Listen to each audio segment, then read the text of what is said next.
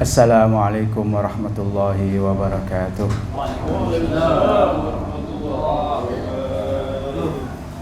Bismillahirrahmanirrahim.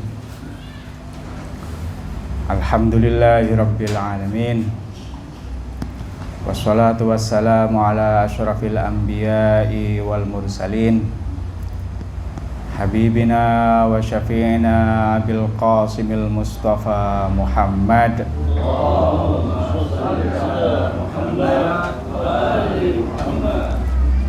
Allahumma salli ala Muhammad wa ali Muhammad wa ajil farajahum. Allahumma salli ala Muhammad wa ali Muhammad wa ajil farajahum. Bismillahirrahmanirrahim. Wa aradu bihi kaida faja'alnahumul akhsarin.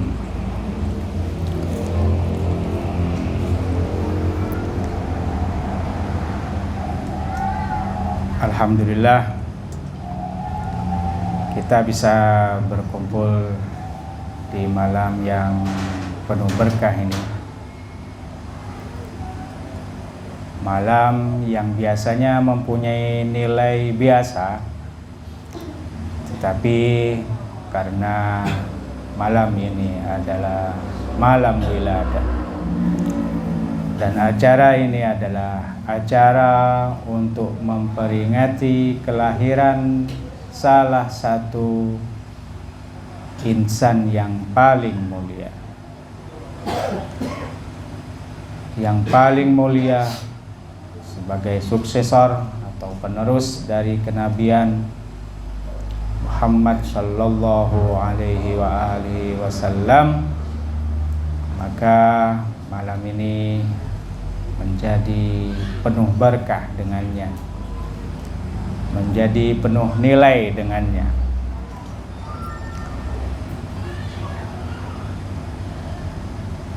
Naam, Al-Imam Ridha alaihi salam, kalau antum lihat dalam sejarah, beliau lahir di tahun 148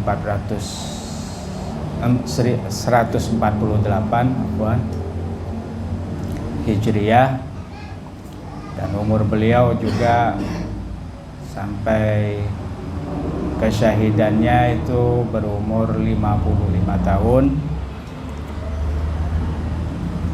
35 tahun, yaitu antara tahun 148 sampai 183 beliau menjadi salah satu tangan kanan Al-Imam Musa, tapi belum menjadi imam ya, menjadi imamnya dan dilantik sebagai imam, menjadi penerus Imam Musa Al-Kazim itu pada tahun 183 sampai 203 Hijriah. Nah, keimamahannya jadi kira-kira 20 tahun ya. 17 tahun ada di Madinah beliau itu. Kemudian 3 tahun, yaitu tepatnya di tahun 200, beliau dipindah ke Khurasan, yaitu tepatnya di istananya Ma'mun. Nah, Al-Imam Ridha alaihissalam itu mengalami atau menjalani 3 pemerintahan waktu itu, kekhilafahan, yaitu akhir dari pemerintahannya Harun ar-Rasyid, kemudian putra mahkotanya yaitu Amin, dan yang terakhir adalah Ma'mun. Ini Ma'mun ini yang agak repot. Meskipun sejarah A'immah itu semuanya adalah sebuah pelajaran. Nah, semuanya adalah pelajaran, mulai dari beliau lahir ya kan?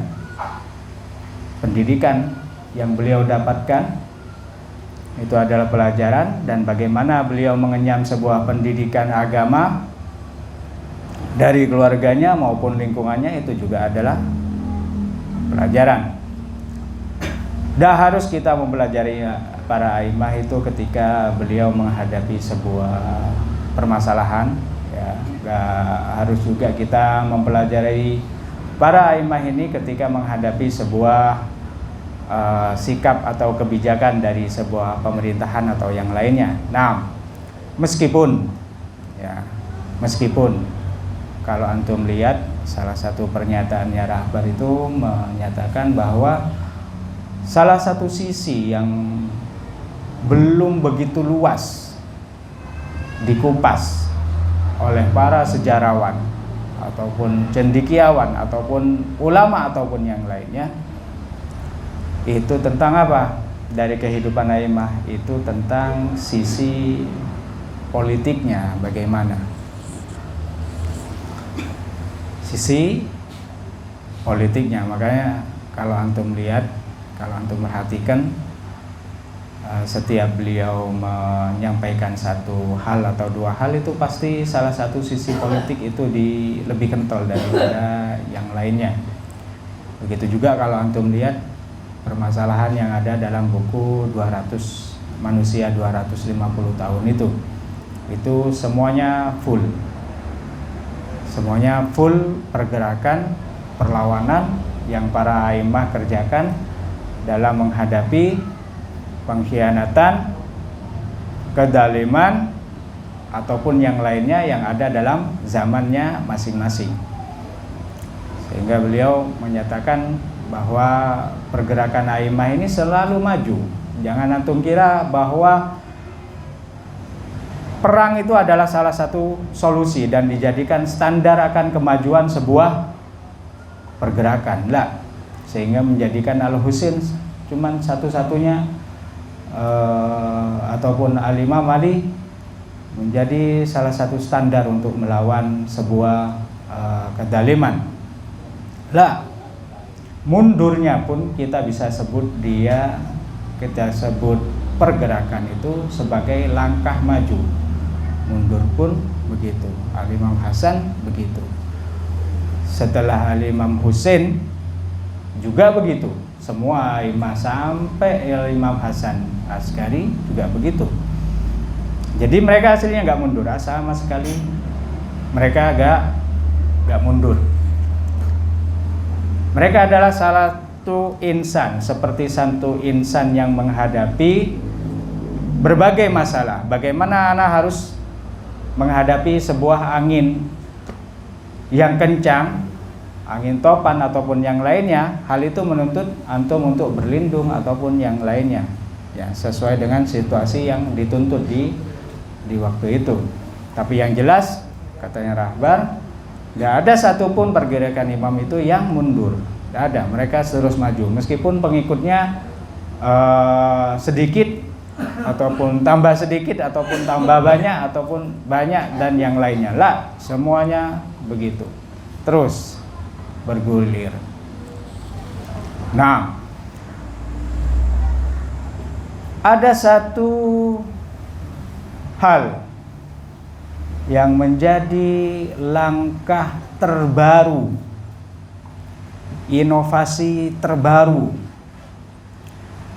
dari ide atau kepintaran Khalifah Abbasiyah yang bernama Ma'mun ini. Dia memiliki warna baru dalam membaca situasi. Dia memiliki warna baru atau pandangan baru, ataupun bisa kita bilang pendekatan baru dalam menghancurkan apa yang disebut dengan al-imamah. Ya, apa yang disebut dengan al-imamah. Begitu juga dengan para pengikutnya. Nah, apa hal baru itu? Antum pasti udah dengar semuanya. Antum udah pasti dengar semuanya tentang pemandatan oleh Ma'mun untuk Imam Ali Ridho dijadikan seorang apa? Seorang waliul ahad, atau yang disebut dengan pangeran, atau disebut juga dengan putra mahkota. Tapi lebih tepatnya itu adalah putra mahkota, tangan kanan. Ini adalah hal baru. Ini adalah hal baru. Sebelumnya ada a'immah itu dipanggil ke istana itu cuman buat satu keperluan, habis itu udah selesai. Gak pernah mereka ngasih kesempatan buat para a'immah itu sebuah jabatan ataupun yang lainnya. Gak pernah mereka ngasih kesempatan, hatta kesempatan untuk bernafas pun mereka gak ngasih. Mereka selalu merongrong, mereka selalu mengusik ataupun yang lainnya, cari gara-gara terus. Nah, apa itu? Ya kan, si Ma'mun ini mempunyai ide, yaitu bagaimana kalau imam ini kita tarik dan kita jadikan seorang pejabat di pemerintahan, Kef. Ya, kalau kita lihat situasi waktu itu, Ma'mun sendiri pun, ya kan, meskipun dalam sejarah disebutkan bahwa pemerintahannya waktu mereka membaca tentang pemerintahannya Bani Abbasiyah itu menjadi 3, yaitu di masa pendirian dan di masa pendiriannya dengan yang waktu itu tentu kuat-kuatnya, kemudian di masa lemahnya dia, mundurnya mereka pemerintahan itu, dan di masa hancurnya dia. Nah, itu ada banyak sejarawan yang memasukkan pemerintahannya Ma'mun ini, ya kan, dalam satu periode awal masih, yaitu pembentukan dan yang masih kuat-kuatnya, masih hangat lah. Nah, masih hangat pemerintahannya. Tetapi apa? Perang saudara dilakukan sama dia. Hampir 15 tahun. Hampir 15 tahun dia itu berperang melawan siapa? Kakaknya, Amin.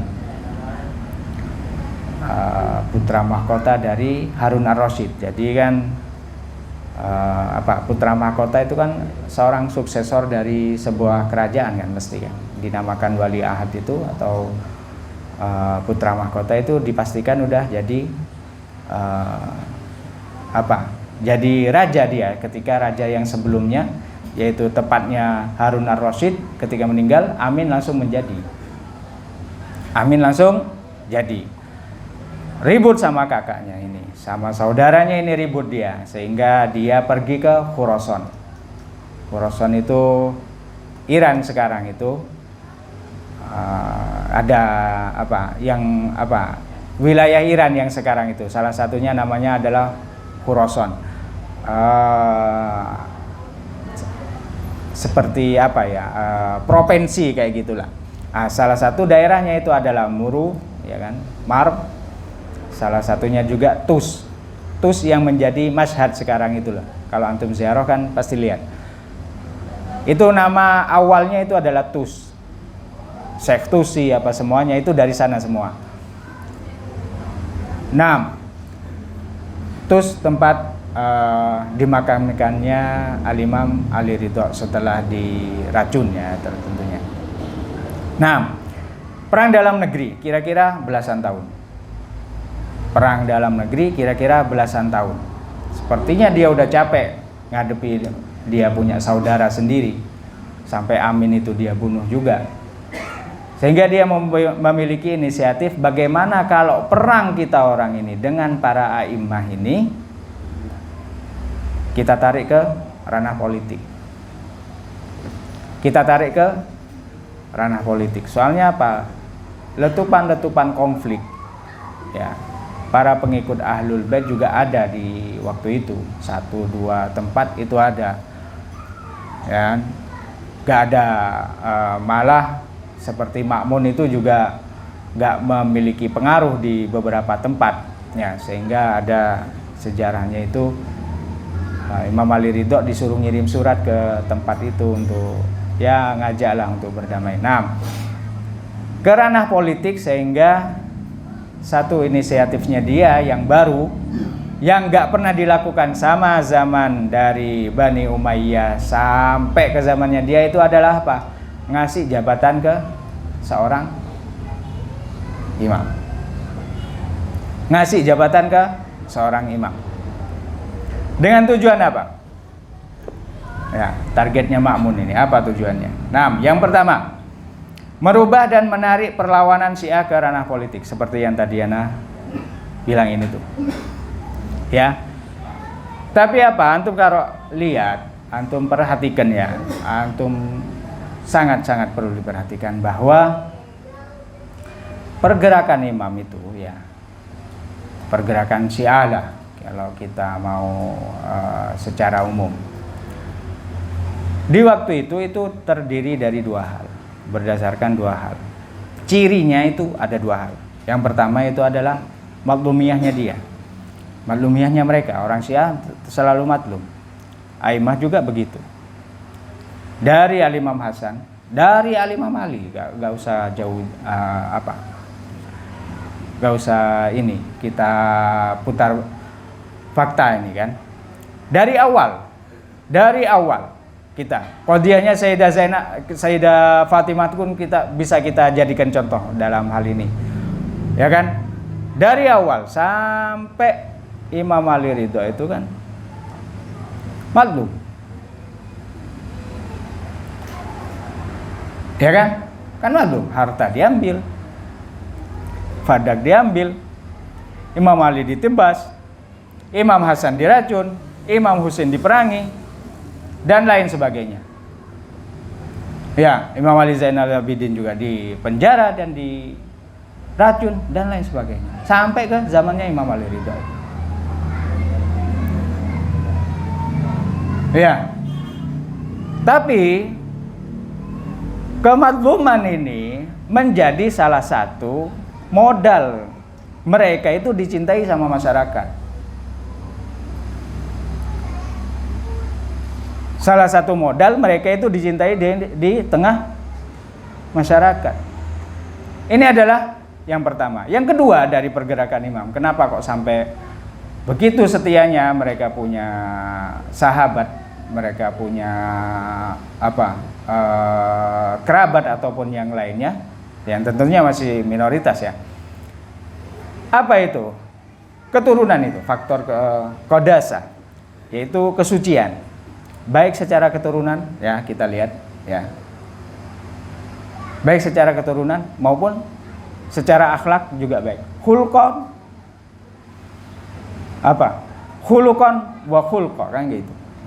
Baik secara akhlak maupun secara takwin, keturunan itu. Mereka keturunan Rasul. Nah, sekarang pun kalau antum lihat para yang menasab-nasabkan dirinya ke Rasul kan maunya kan gitu. Qadasah ini, bersihan ini, kesucian ini. Mereka kan maunya kayak gitu. Ya, Aimah memiliki hal ini, iya memiliki hal ini. Dan itu menjadi salah satu warna dari semua gerakan Aimah, dari semua upaya Aimah untuk menarik orang-orang, ya kan, yang sudah mereka putus asa dengan kemadluman yang terjadi terhadap mereka ataupun yang lainnya. Nah, ini adalah salah satu hal yang juga dengan ranah politik ini mau dihancurkan sama Ma'mun. Yang mau dihancurkan sama Ma'mun. Maunya apa? Ya enggak juga. Mereka itu kan, ya kan, target keduanya, salah satu target kedua dari beberapa target keduanya itu adalah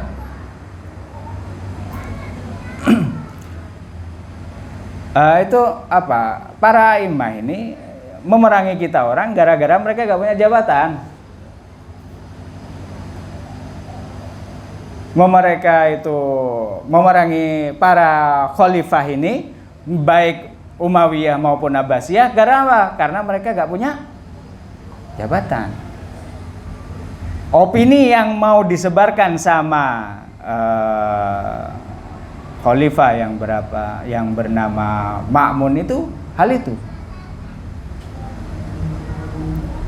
Salah satu targetnya ya, hal itu. Jadi gak ada yang dinamakan zuhud ataupun yang lainnya, zuhud harta ataupun yang lainnya. Enggak ada hal kayak gitu. Mereka memerangi kita orang gara-gara gak punya jabatan, gak punya pengaruh, gak punya peran dalam pemerintahan Islam yang kita buat. Sehingga apa? Menjadi target ketiga. Legalitas pemerintahan akan didapatkan secara apa? Gratis kan gitu.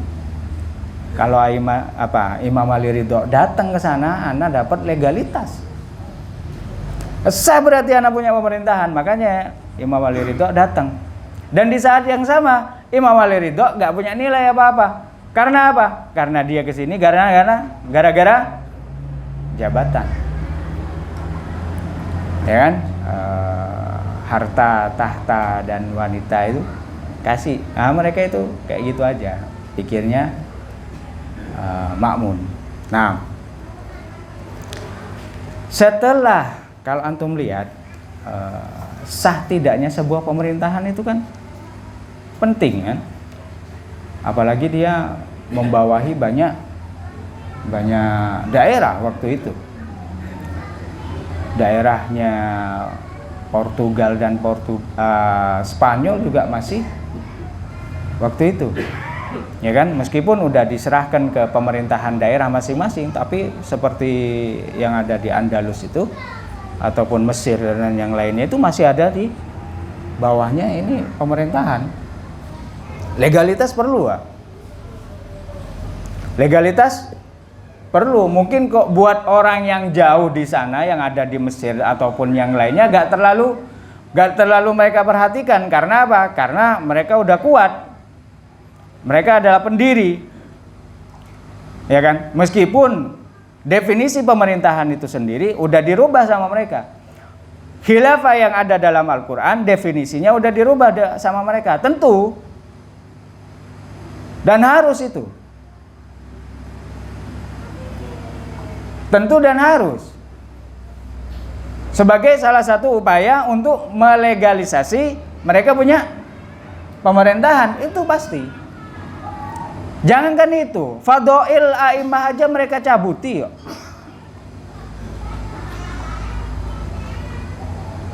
Fadhail para a'imah itu juga mereka cabutin. Mereka rampas kadang.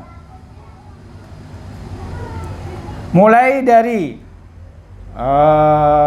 fadhail yang dimiliki Sayyidah Zahra, Imam Ali, semuanya mereka rampasi semuanya. Seakan-akan mereka adalah orang biasa yang hanya numpang atas nama Nabi Muhammad sallallahu alaihi wasallam. Shalawat.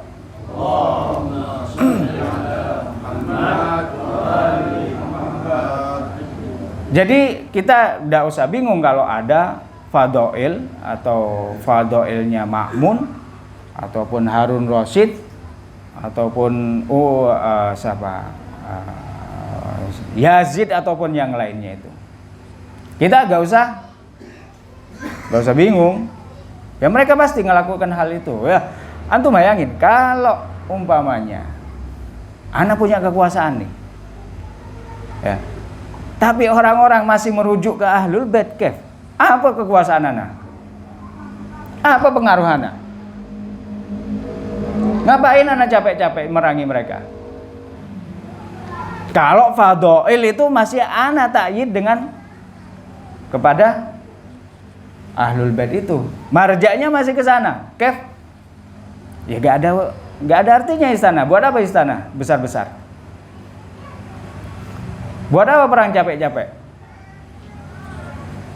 Kalau kita orang ya para raja ini di tengah masyarakat itu sendiri, di tengah umat Islam itu sendiri, gak punya fadhail tentang yang berkaitan dengan agama Islam. Cabut semuanya. Rata-rata mereka cabut. Tapi ya orang baik, gak mungkin kalah. Ya, secara akal aja orang baik ya pasti baik. Mau dicabut, mau punya itu fadhail itu sampai ke telinganya orang lain atau enggak, ya baik ya baik. Bukan riya, ya baik ya baik. Kan begitu. Itu adalah hal ketiga, ya kan? Dari target makmun. Dari target makmun. Nah, sekarang apa yang dilakukan sama Imam Ali Ridho? Tapi yang jelas banyak ya, kalau antum lihat di 250 tahun itu mungkin ada 6 atau berapa. Ana juga mencatat sampai 7 ya. Itu ada semuanya di sana, antum lihat. Nah, tapi apa yang dilakukan, yang perlu kita ketahui itu apa? Nah, bagaimana aimah itu menghadapi situasi ini ya. Antum kalau ya kan, kalau antum lihat secara keseluruhan tidak ada para imam yang memiliki jabatan di sebuah kerajaannya mereka. Nah, Kef kalau punya jawaban, apa yang para imam lakukan? Apa yang dilakukan sama Al-Imam Ar-Ridho alaihissalam yang kita peringati hari ini, malam ini tepatnya. Nah, yang pertama yang dilakukan sama Al-Imam Ali Ridho alaihissalam adalah apa? Adalah beliau nyebar penolakannya dia. Beliau menyebar, kalau disampaikan, menyebarkan itu nyampaikan dari telinga ke telinga, dari sahabat ke sahabat yang beliau kenali dan dekat dengan beliau, menyampaikan bahwa saya Al-Imam Ali Ridho itu menolak. Langkah pertamanya, ya kan, menolak. Karena apa? Setelah banyak isu tentang, ya kan, setelah banyak kabar tentang penarikan Imam Ali Ridho dari Madinah ke Khurasan itu adalah untuk pemandatan sebagai wali ahad, penarikan lah, kita artikan narik lah, untuk menjabat satu jabatan di sana di kerajaan itu banyak pro dan kontra. Ya kan, pasti hal ini kan ada yang setuju, ada yang enggak. Nah, Imam Ali Ridho beliau sampaikan bahwa saya tidak setuju. Itu adalah hal pertama. Ya, enggak usah pakai dalil panjang-panjang, ya kan. Imam Ali Ridho mengenalkan Ma'mun sebagai pembunuh saudaranya aja itu udah cukup. Ya, apalagi ini orang luar kan, yang keturunannya secara nasab baru di kakek Abdul Muthalib mereka nyambungnya kan begitu. Ya kan? Bagaimana kalau saudara jauh, saudara kandung aja dia bunuh, apalagi saudara jauh. Nah, itu mungkin salah satu alasan Imam Ali Ridho. Hal yang kedua, ya kan? Hal yang kedua yang dilakukan sama Imam Ali Ridho. Karena apa? Karena kabar udah mulai menyebar, pro kontra juga udah mulai banyak, dan juga ada tekanan dari atasan, dari atas. Imam Ali Ridho pun ke Khurasan. Ke Khurasan Imam Ali Ridho. Di hadapannya Ma'mun, beliau menyatakan bahwa ana mau jadi putra mahkota, tapi dengan syarat satu, ana gak mau ikut campur atau intervensi dalam masalah pemerintahan. Gak mau ikut campur dalam masalah pemerintahan. Jabatan sebagai nama aja, jabatan putra mahkota, udah putra mahkota. Ana gak mau ikut campur, sama sekali ana gak ikut campur. Sampai salah satu riwayat yang menunjukkan bahwa Imam Ali Ridho sama sekali tidak ikut campur dalam urusan pemerintahan adalah riwayat yang dibawakan oleh Muammar bin Khalad. Muammar bin Khalad meriwayatkan apa? Ma'mun waktu satu hari menyuruh atau memerintahkan Al-Imam Ali Ridho alaihissalam itu nulis surat ke daerah yang dia punya pengaruh di sana, ya kan? Nulis surat untuk ke sana untuk apa? Untuk diem lah. Kita ini udah berpolitik, nggak usah rame-rame lagi lah. Begitu. Nah, tapi apa Imam Ali Ridho bilangnya? Ana nggak mau nulis. Itu urusan ente. Gimana ente mau mengeluarkan kebijakan politik untuk menghadapi mereka? Ana gak ngurus. Terserah. Ini riwayat diriwayatkan oleh Muammar bin Khalad. Nah, jadi Imam dengan satu syarat itu, Imam menerima Imam menerima ke jabatan atau tawaran yang ditawarkan oleh Ma'mun kepada beliau, dan beliau pun menerimanya dengan satu syarat, tidak ikut campur urusan pemerintahan. Nah, tapi ya kan, ini yang membuat Ma'mun hawas salah satunya, sehingga beliau pun diracun. Ya, sehingga beliau pun dibunuh. Apa itu?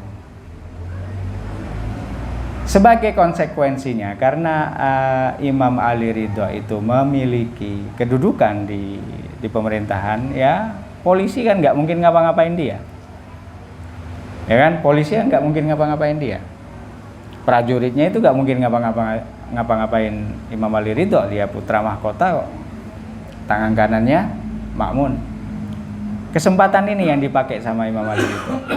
Buat apa? Buat tambah nyebarin hadis, riwayat, pelajaran Ahlul Bait dan yang lainnya. Bahkan target sosial yang mau dihancurin sama Ma'mun, ya kan? Ma'mun maunya apa sih? Salah satu targetnya itu ya, sebagai tambahan nih. Kan kalau Imam Ali Ridho ini memiliki mandat, dia kan akan sibuk dengan jabatannya dia, gak mikiri sosial lagi, ya kan? Tapi dengan syarat yang dilakukan, yang diajukan sama Al-Imam Ali Ridho itu, ini target udah kehapus. Malah dengan jabatan yang dimiliki sama imam, polisi tidak bisa ngapa-ngapain, pihak keamanan tidak bisa ngapa-ngapain. Ketika imam keluar ke masyarakat, datang ke masjid, datang ke orang-orang miskin dan yang lainnya, mahabbah tambah. Mahabbah menjadi bertambah kepada Imam Ali Ridho. Salah satu contohnya apa? Riwayat tentang di mana Imam Ali Ridho itu disuruh sholat, menjadi imam sholat Id.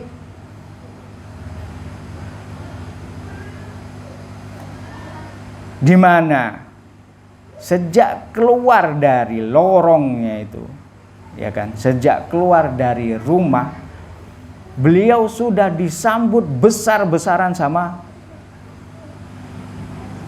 sahabatnya dia, sahabat Imam Ali Ridho, udah disambut besar-besaran. Allahu Akbar mulai dari ujung kulon, dari ujung sampai ke istana itu Allahu Akbar kullu semua. Makmun bilang apa? Udah, batalin. Jangan sampai jadi imam. Batalin, hancur ini. Ana aja jadi imam. Ana aja udah jadi imam. Jadi sosial yang mau dihancurin dengan nama harkat, martabat dan wanita tadi itu habis. Ya. Habis. Di sini kita harus simpulkan. Ya kan? Di sini kita harus disimpulkan. Ada satu riwayat yang dibawakan oleh Abdul Aziz bin Muslim. Kalau lihat di salah satu kitab yang bernama Uyun Akhbarir Ridho itu ada di sana. Ditulis riwayatnya panjang, mungkin 2 halaman lebih. Riwayatnya panjang. Itu Imam Ali Ridho mendefinisikan a'immah dan imam itu gimana, al-imamah wal imam itu gimana, cirinya itu apa, panjang riwayatnya, dan itu semuanya cepat di awal aja, ya kan, di awal aja. Jadi riwayatnya Abdul Aziz ini itu di hari Jumat pergi ke satu masjid.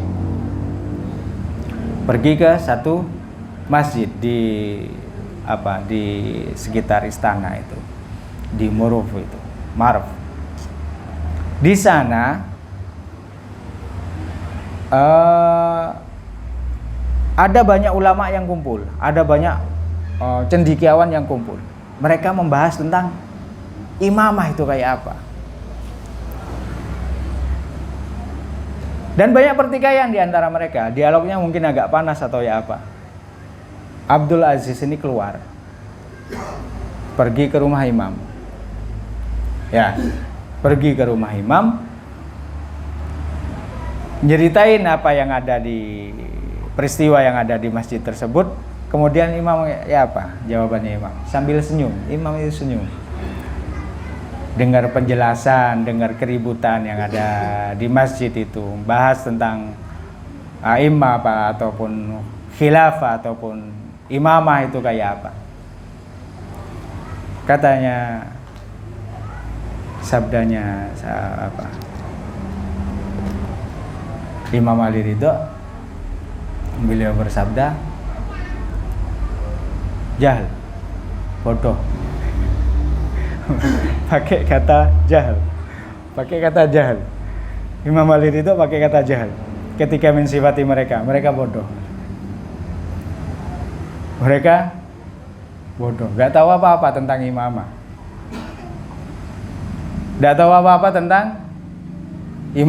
Hatta makmum pun tak tahu apa-apa tentang imamah. Dipikir imamah itu terbatas pada sebuah istana ataupun kekuasaan. Ya enggak? Dipikirnya mereka, ya kan, dengan mendirikan sebuah kerajaan ataupun khilafah, terserah dengan definisinya yang mereka punya, itu bisa menghapus imamah, memutus imam, menghabisi imam. Sehingga apa? Sehingga ada nanti satu zaman di mana di sana tidak ada imam. Bisa enggak? Salah satu sifatnya yang dijelaskan sama Imam Ali Ridho. Imam Ali Ridho memakai kata satu, nazmul ad-din. Nazmul ad-din. Nazm itu sistem. Nazm itu sistem. Din itu agama kan. Si imamah itu adalah, atau imam itu adalah sistemnya agama. Mereka paham enggak?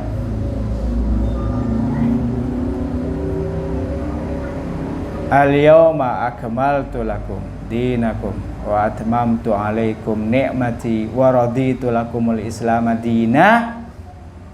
Itu kan berkaitan dengan ya, wadirhum kan? Wadirhum berkaitan dengan pembacaan Imam Ali, pemandatan Imam Ali, pengangkatan Imam Ali kan? Yang berkaitan dengan wasi, penerus, suksesor, atau yang disebut dengan imamah tadi itu. Ya kan? Al-yawma akmaltu. Imamah itu adalah satu hal, ya kan? Satu sistem dalam agama yang menyempurnakan agama itu sendiri. Dia itu salah satu hal. Umpamanya aqimus shalah wa atuz zakah, dia itu salah satu halnya ini. Antum bisa enggak hapus sholatnya, zakat tok? Padahal ini adalah dua sistem yang sama, disebutkan dalam satu ayat. Ayat akmaltu, kata akmaltu dengan atmamtu itu dijadikan satu ayat. Bisa sebuah agama tanpa sebuah sistem imamah, kepemimpinan, bukan kekuasaan lah ya. Bukan kekuasaan lah ya. Antum lihat itu riwayat, tidak ada satupun kata kekuasaan.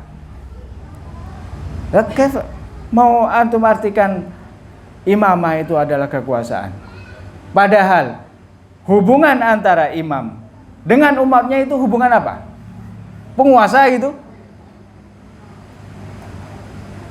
Antum bayangkan hubungan kita orang dengan aimah itu adalah hubungan antara penguasa dengan yang dikuasai gitu.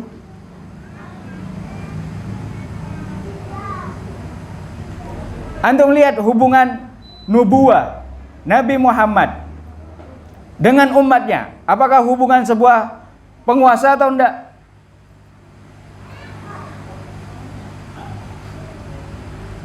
Terjalin hubungan penguasa itu kayak gitu, kerajaan, sehingga orang-orang setelahnya mendefinisikan khilafah itu atau membatasi kata khalifah yang ada dalam Al-Quran itu dengan kerajaan atau pemerintahan ataupun kekuasaan. Pemerintahan dengan target satu, kekuasaan. Ente harus ikut anak. Baik setuju atau enggak. Kalau enggak, anak bunuh. Begitu. Kejadian Imam Husain, kejadian Imam Ali ataupun yang lainnya. Itu kan begitu kan? Dasarnya mereka kan mengartikan khalifah itu kan begitu. Imamah juga mereka maunya begitu. Tapi Al-Imam Ali Ridho tidak pernah menjelaskan bahwa al-imamah itu masuk dalam arti kekuasaan atau dibatasi dalam arti kekuasaan. Konsekuensi mungkin bisa jadi kekuasaan, tapi itu bukan target utama sehingga dia menjadi definisi ataupun masuk dalam definisi al-imamah. Tidak pernah. Ya, Imam Ali Ridho masih dalam satu riwayat itu. Ya, ana penggal aja. Hal ta'rifuna qadral imamah. Apakah mereka tahu nilainya imamah itu kayak apa? Wa mahalluha minal ummah, dan kedudukannya di tengah umat. Tahu enggak mereka itu? Atau mereka termakan dengan definisi ataupun sejarah khilafah yang sudah dibangun dari Bani Umayyah sampai mereka itu. Mereka termakan sama itu.